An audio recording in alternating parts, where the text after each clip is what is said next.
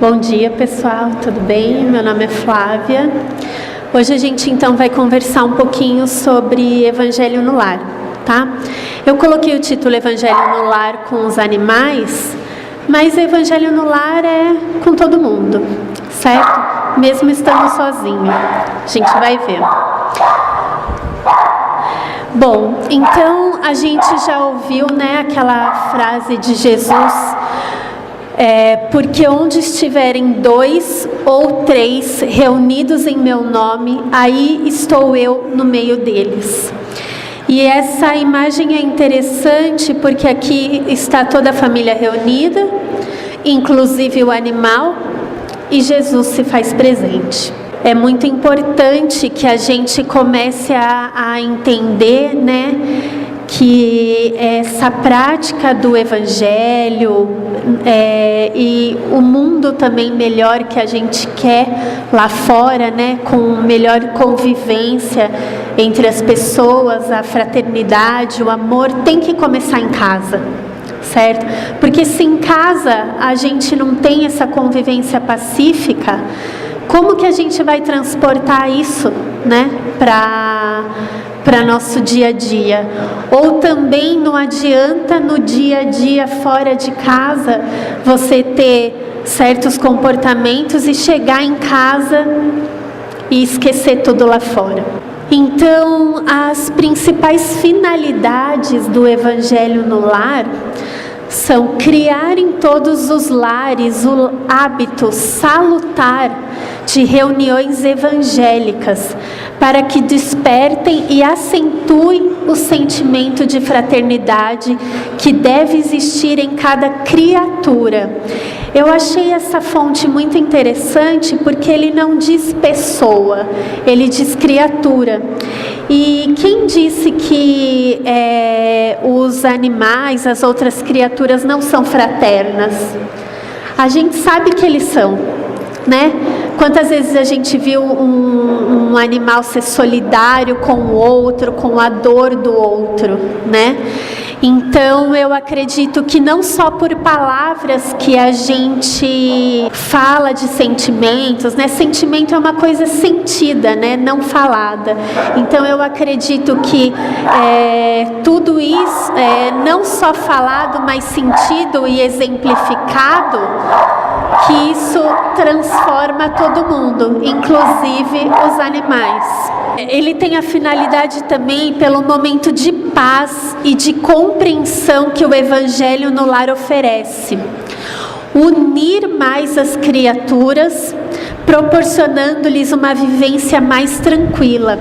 Então, se dentro do seu lar existe algum tipo de conflito, ou o seu animal talvez esteja com um comportamento diferente, Vamos começar a fazer o Evangelho no Lar. Quem sabe é alguma influência que nós trazemos, alguma energia diferente, certo?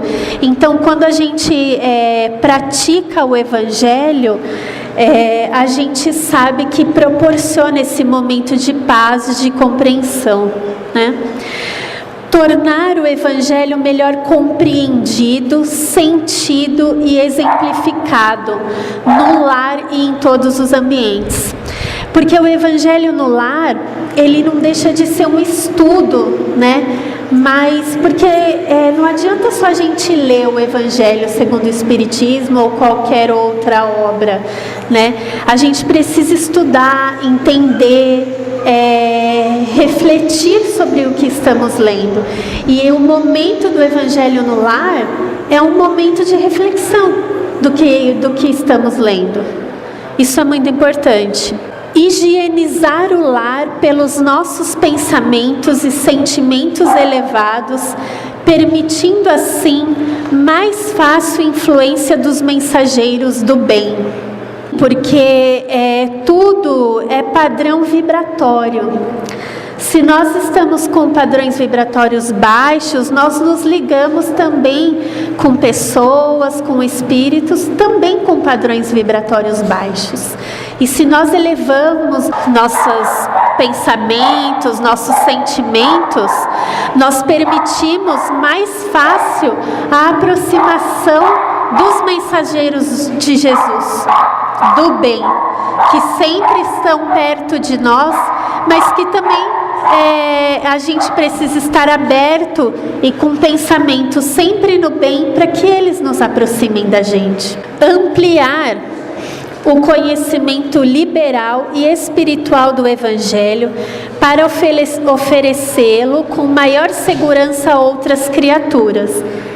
Então, a gente sempre é uma pessoa que vai levar essas informações para frente, né? Então, é importante que a gente estude e que a gente ofereça, né, esses conhecimentos, né, de uma forma mais correta. Então, só estudando e conhecendo para a gente poder repassar todas essas informações. Facilitar no lar e fora dele o amparo necessário para enfrentar as dificuldades materiais e espirituais, mantendo operantes os princípios da oração e vigilância. Aquela famosa frase, né? Orai e vigiai sempre. E com o estudo do Evangelho, fazendo o Evangelho no lar, a gente se mantém. Quem não faz, né?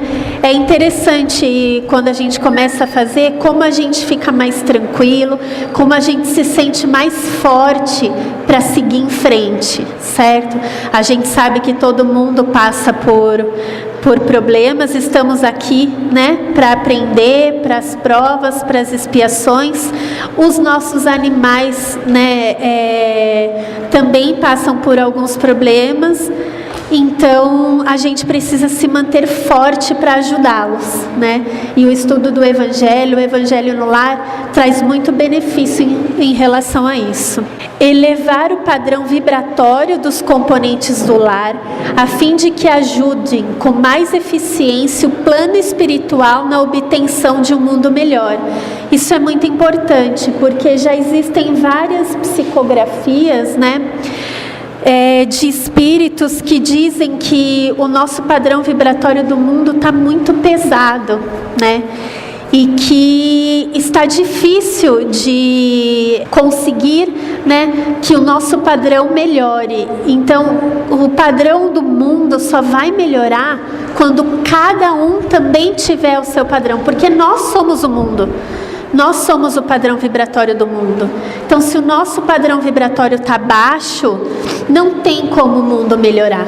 Se a gente não colocar em prática todos esses princípios de fraternidade, de caridade, de amor a todas as criaturas, desde o menor até o homem, o nosso padrão vibratório do mundo não vai mudar. Então, a gente tem que ser o que a gente quer que o mundo seja. E a prática do Evangelho nos traz isso. Porque você começa a ter a rotina, né, de ler os pensamentos de Jesus, todos os ensinamentos, e isso a gente acaba transportando para a nossa vida. Aqui nós temos duas imagens interessantes, né? A primeira imagem aqui, então, é o Evangelho no lar, com as crianças, que é muito importante, e sim, os mensageiros do bem junto com todos. Que bonito, né? Que gostoso. Que paz que a gente sente. E se na primeira vez não for tão, né, interessante, continuem, é assim mesmo, porque existem vários tipos de influência, certo? Então, pode ser que exista algum tipo de influência para que não continue, mas não, é assim mesmo, vamos continuar. Como a gente vem para o centro, né? Ai, hoje me deu um sono quando eu vim para o centro, nossa senhora, parece que não dava para eu vir. Não, eu fui forte, levantei e fui, né? Ou acontece alguma coisa, deu uma dor de barriga, não deu para vir no centro, entendeu? Não, vamos ser forte, e pode ser algum padrão vibratório que esteja tentando impedir, né? Com o Evangelho no lar é a mesma coisa, sejamos disciplinados para não deixar de ter essa rotina.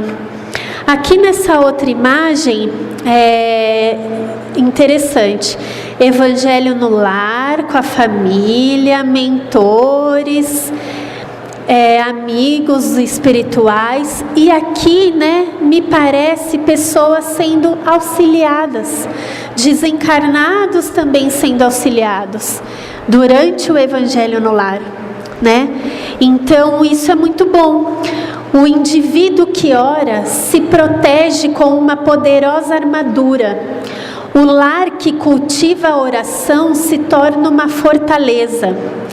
Entidades negativas experimentam grandes choques quando entram em contato com as vibrações brilhantes de um santuário doméstico e assim mantêm distância procurando outros lugares para ficar. Então, é o que eu estava falando, padrão vibratório. Mas olha que bonito se ao mesmo tempo em que nós nos fortalecemos dentro de casa, fortalecemos o nosso lar, temos a companhia de pessoas que nos querem bem, de desencarnados que nos querem bem, e podemos ainda auxiliar outros espíritos que precisam. Que bonito, né? Que bom. Bom, não existe um roteiro, né? Tem que seguir essas regras. Mas eu vou passar um roteirinho que a maioria das pessoas fazem, que é um roteiro simples, né? E para vocês poderem começar. Então aqui, escolher um dia e uma hora por semana, que é importante porque a espiritualidade também se programa para estar presente, certo? Então é interessante que escolher um dia e uma hora por semana fixos e chamar todos da família, inclusive os animais, se eles puderem estar por perto, é interessante. Ah, mas ninguém quer fazer comigo, eu moro sozinha. A gente nunca está sozinho. Como diz essa tirinha interessante, não sei se vocês conhecem as tirinhas do Espiritinhas. Ele diz: já vai começar o evangelho no lar e vou ter que fazer sozinho novamente. E os espíritos em torno dele, é o que ele pensa, né? Nunca estamos sozinhos, porque Jesus sempre se fará presente através dos seus mensageiros do bem. Então nunca estamos sozinhos. E também quando a gente está com um animal, é bem melhor, não é? Então pede-se, né, para iniciar com uma prece simples e espontânea, certo? Isso é da escolha de vocês, uma prece que vocês se sentem melhor, um agradecimento por estar ali naquele momento, pela oportunidade do momento, que todos os pensamentos sejam iluminados, certo? Para que tudo ocorra bem. A leitura do Evangelho segundo o Espiritismo, tem pessoas que orientam começar do começo, porque realmente ele tem uma ordem cronológica dos fatos, certo?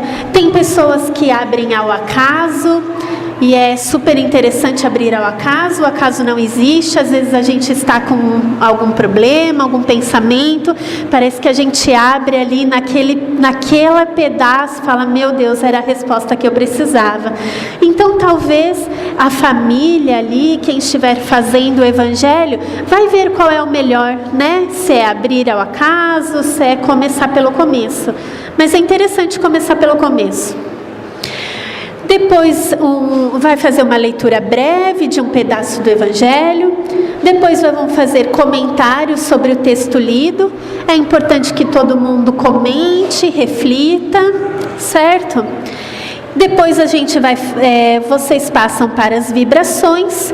Então vamos vibrar por tudo, certo? Pela fraternidade entre as criaturas, a paz, saúde, harmonia nos lares, os animais, os necessitados, os enfermos. Por alguma coisa que vocês estejam passando, um familiar, né? Esse momento de vibrações é muito importante, porque a gente sabe que, né, existe o fluido cósmico universal e essa energia é transmitida. Por isso que a gente faz o trabalho uma vez por mês e fazemos as vibrações à distância toda quinta-feira. E a gente vibra por todos que já passaram aqui. E nós temos certeza que todos recebem essas vibrações. Então, com certeza as vibrações chegam até onde vocês quiserem. O pensamento, ele é muito poderoso. O pensamento no amor, o pensamento na caridade, ele é muito poderoso. E ele tem caminho para chegar. E ele chega. Depois fazer uns segundos de silêncio, né? Para poder absorver tudo isso. Tudo que foi comentado, tudo que foi registrado. Acalmar os pensamentos. E fazer uma prece de encerramento. Também pode ser, um faz a prece inicial, o outro faz a prece de encerramento, ou quem se sente mais à vontade, né, fazer a prece de encerramento.